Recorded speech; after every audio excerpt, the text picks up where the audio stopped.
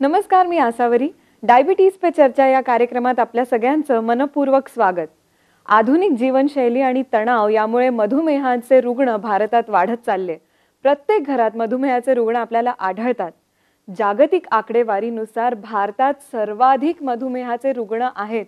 म्हणूनच भारताला मधुमेहाची राजधानी म्हणजे डायबिटीज कॅपिटल असं सुद्धा संबोधलं जातं. म्हणूनच मधुमेह आणि त्याचे दुष्परिणाम यांच्यावर जनजागृती करण्याच्या हेतूनं डायबिटीज पे चर्चा या कार्यक्रमाला सुरुवात करण्यात आली. या कार्यक्रमात जगातील प्रसिद्ध डायबिटॉलॉजिस्ट आणि एंडोक्रिनॉलॉजिस्टला आम्ही टीव्हीवर आपल्या भेटीला घेऊन येत असतो आणि ते उपयुक्त माहिती आपल्याला देत असतात. तर याच पार्श्वभूमीवर आपण आपल्या औरंगाबाद स्टुडिओमध्ये स्वागत करूया डॉक्टर प्रतिभा पवल आवटे यांचं.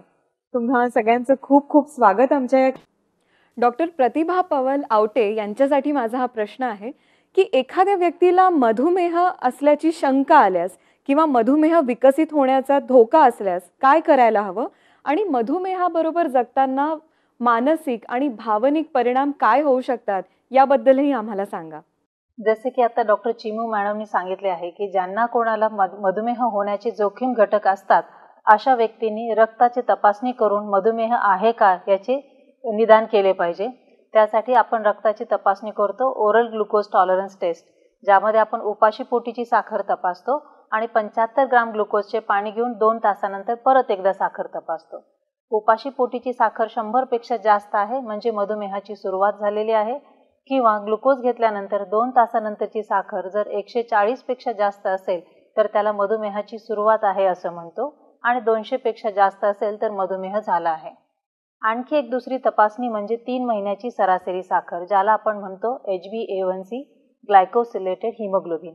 ह्या तपासणीसाठी उपाशी पोटी करायची गरज नाही. HbA1c 5.6% पेक्षा जास्त आहे म्हणजे आपल्याला मधुमेहाची सुरुवात झालेली आहे असे निदान होते. आता दुसरा प्रश्न, मधुमेहामुळे भावनिक काय काय प्रश्न होतात. मन आणि मधुमेह याचे जवळचे नाते आहे. जसे की मानसिक तणाव असणं, झोप न येणं, चिडचिडेपणा, डिप्रेशन, ह्या ज्या मानसिक आजार आहेत त्यामुळे मधुमेहाचे प्रमाण वाढते. आणि दुसरं म्हणजे मधुमेह झाला तर अशा व्यक्तीला मला मधुमेह झाला याबद्दल अँझायटी होते, चिंता निर्माण होते. मधुमेहाचे मला आता दुष्परिणाम होतील, माझ्या काही आवडीच्या वस्तू मला आता खाता येणार नाहीत, किंवा मधुमेहाच्या औषधींवरती नियमितपणे हॉस्पिटल व्हिजिटमुळे जो काही आर्थिक तणाव निर्माण होतो, ज्याला आपण म्हणतो डायबिटीज डिस्ट्रेस किंवा डायबिटीज डिप्रेशन, यामुळे देखील मधुमेहामध्ये साखरेचे प्रमाण वाढते. डॉक्टर प्रतिभा पवल आवटे यांना माझा हा प्रश्न आहे की मधुमेहात इन्शुलिनच्या भूमिकेबद्दल आमच्या प्रेक्षकांना शिक्षित करा. आता इन्सुलिन म्हणजे काय? हा एक हार्मोन आहे जो आपल्या शरीरामध्ये स्वादुपिंडामध्ये तयार होतो, आणि आपण काहीही अन्न खाल्ले तर त्याची साखर तयार होते, आणि ह्या साखरेचे नियंत्रण करण्यासाठी आपल्याला इन्सुलिन गरजेचं आहे. आणि जर मधुमेहामध्ये इन्सुलिनचे महत्त्व जर जाणून घ्यायचे असेल तर एक साधारणतः 100 वर्षापूर्वी एखाद्या लहान मुलाला मधुमेह झाला म्हटलं की त्याला एका वॉर्डमध्ये ठेवायचे, एका हॉलमध्ये. असे बरेचसे लहान मुलं एका लाईनमध्ये झोपलेले असणार. आता हे मरणाच्या दारात आहेत, यातला मुलगा वाचून परत घरी येणार नाही. आणि अशाच वेळी 1921 साली जेव्हा बँटिंग आणि बेस्ट या शास्त्रज्ञांना समजले की स्वादुपिंडाचा एक रस आहे ज्यामुळे ही साखर नियंत्रणात आणू शकतो, आणि त्यांनी जसे ह्या मुलांना ते स्वादुपिंडाच्या रसाचे इंजेक्शन द्यायला सुरुवात केले, एकानंतर एक ही सगळी मुले उठून उभं राहिली, बोलू लागली, आणि चमत्कार झाला त्या हॉलमध्ये. म्हणजेच इन्सुलिन हा जीव घेणारा नाही, तर इन्सुलिन ही मधुमेह व्यक्तीसाठी जीवन संजीवनी आहे. जसं लहान मुलांच्या टाईप 1 डायबिटीजमध्ये हा जीवनासाठी आवश्यक आहे, तसंच गर्भवती स्त्रियांना, गर्भधारणा ज्यांना मधुमेह आहे आणि गर्भधारणा हवी आहे अशा व्यक्तींना मधुमेहामुळे गर्भधारणा होण्यास उशीर होतो, किंवा झाली तर नियमितपणे गर्भपात होतो. आणि हे जर टाळायचं असेल तर इन्सुलिन हे एकमेव औषध आहे जे आई आणि बाळाला गर्भधारणेच्या व्यवस्थेमध्ये सुखरूप ठेवतात.